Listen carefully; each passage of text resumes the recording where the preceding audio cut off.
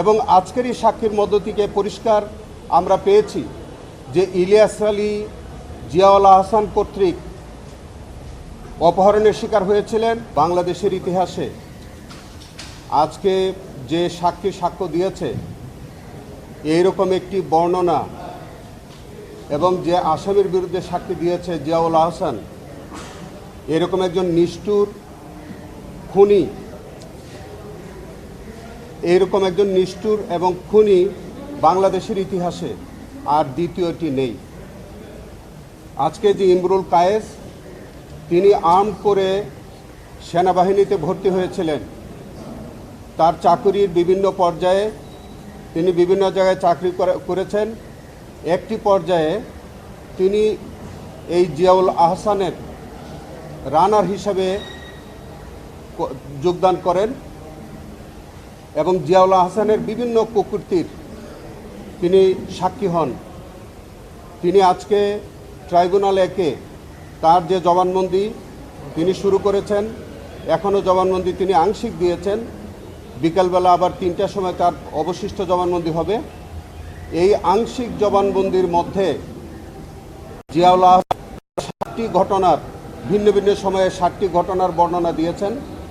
এই 7টি ঘটনায় তিনি প্রায় 30 জনকে নির্মমভাবে খুন করার বর্ণনা দিয়েছেন।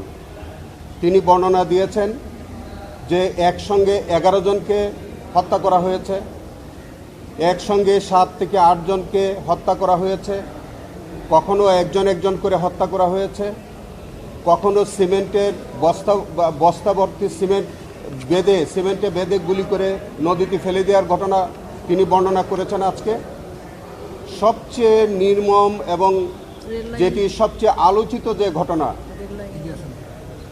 সেটি হচ্ছে আমাদের বাংলাদেশ জাতীয়তাবাদী দলের একজন কেন্দ্রীয় নেতা, তিনি অত্যন্ত আলোচিত রাজনৈতিক ব্যক্তিত্ব, সিলেটের কৃতি সন্তান জনাব ইলিয়াস আলীর অপহরণের ঘটনা আপনারা জানেন। আজকের এই সাক্ষী থেকে আমাদের ইলিয়াস আলীকে অপহরণ এবং তাকে যে অন্তর্ধান করবার যে বর্ণনা, সেটাও এই সাক্ষীর মুখ থেকে আংশিক বেরিয়ে এসছে। তিনি পরিষ্কার করে বলেছেন যে তিনি 23 তারিখ পর্যন্ত, মানে এপ্রিল মাসের 2012 সালের 23শে ফেব্রুয়ারি পর্যন্ত তিনি ছুটিতে ছিলেন।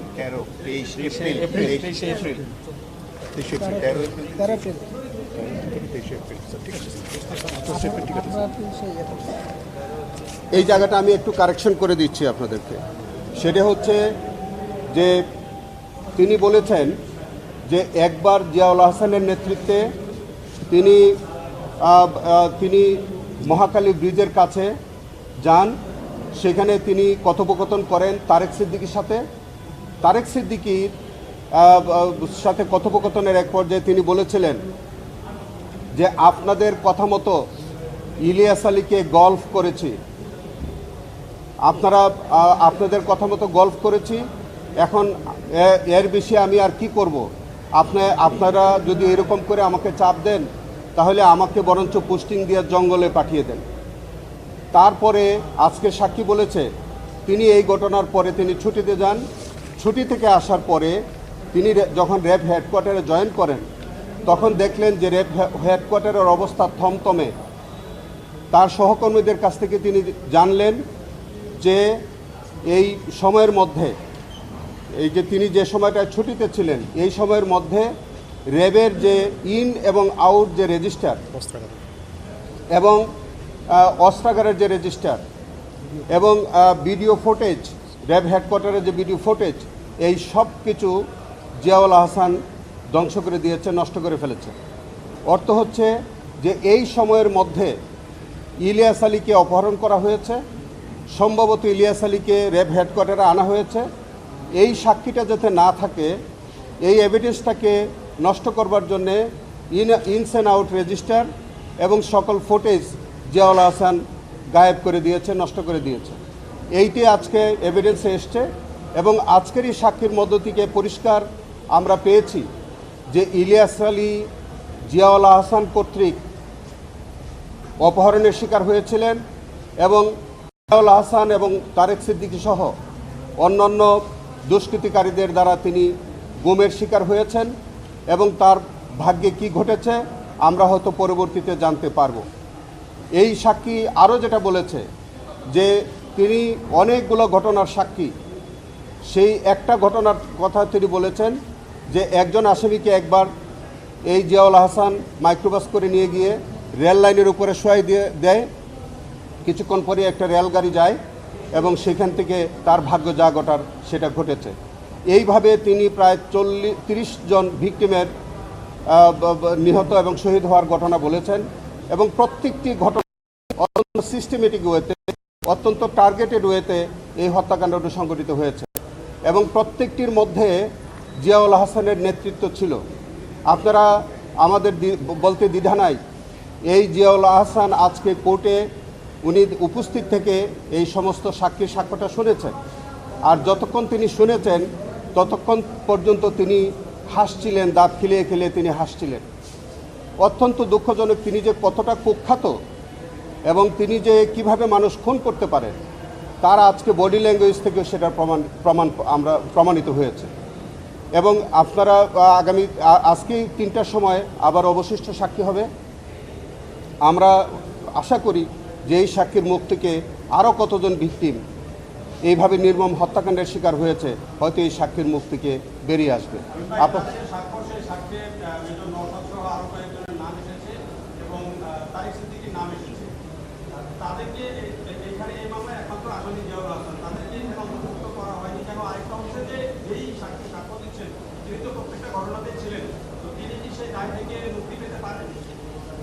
দেখেন, আমাদের এই সাক্ষীর মুখ থেকে আরও যাদের নাম এসেছে তাদের বিরুদ্ধে আলাদা আলাদা প্রসিডিং আছে।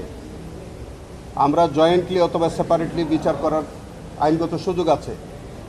তিনি এই সাক্ষী যে নিজে উপস্থিত থেকে যে ঘটনার বর্ণনা দিয়েছেন সবগুলোর মধ্যেই তার ভূমিকা হলো তিনি জিয়াউল হাসানের নির্দেশে তিনি ওই ভিকটিমগুলোকে লাশগুলো ডিসপোজাল করেছেন। তো সেই কারণে এই সাক্ষীকে আমরা অ্যাকমপ্লিস উইটনেস হিসেবে আমরা ট্রাইব্যুনালে হাজির করেছি। একজন অ্যাকমপ্লিস উইটনেসকে ট্রাইব্যুনালে সাক্ষী হিসেবে নেওয়ার আইনগত সুযোগ আছে। তিনি যদি আমরা যদি এই সাক্ষীকে না পেতাম তাহলে আজকের এই ঘটনার বর্ণনা কে দিত?